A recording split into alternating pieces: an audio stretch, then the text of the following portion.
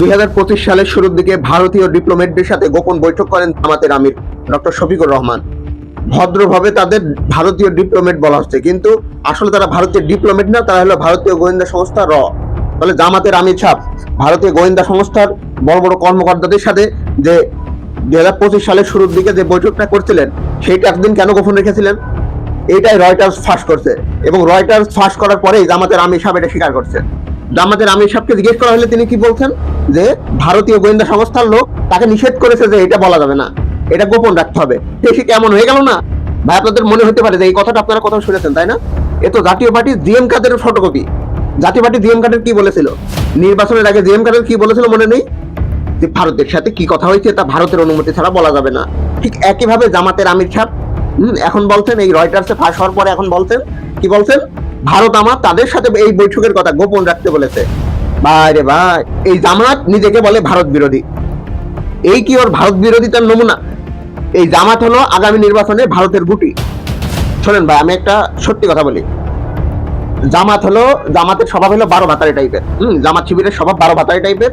এরা হলো মানে প্রয়োজন হলে ভারতেরও না, পাকিস্তানেরও না, তুরস্কেরও না, এরা হলো সুবিধাবাদী। যারা এদের দেশ বিক্রি করতে দেবে, যারা এদের মানে সব সুযোগ সুবিধা দেবে, এই সেদিকে যেয়ে বসবে।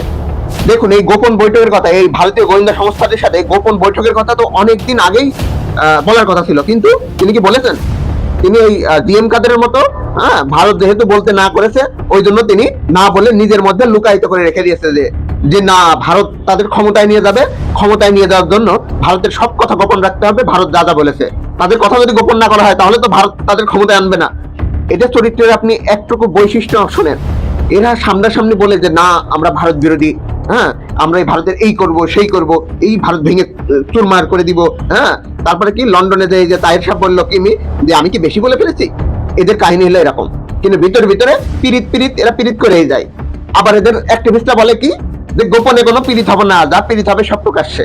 ভাই রে ভাই, এটা বেরোনোর পর জামাত আমির সাহেব কি এক্সকিউজ দিচ্ছে? আর হলো জামাতের সাথে যে নতুন পিস্তি পাস্তার দল এনসিপি যুক্ত হয়েছে, আমাদের মতো পিস্তি পাস্তার দল, এনসিপি যুক্ত হয়েছে, নতুন দাড়ি পাল্লায় উঠেছে, জান্নাতের টিকিট বিক্রি করার জন্য উঠেছে, তারা আবার এর কৈফিয়ত দিচ্ছে যে এই কারণে এই।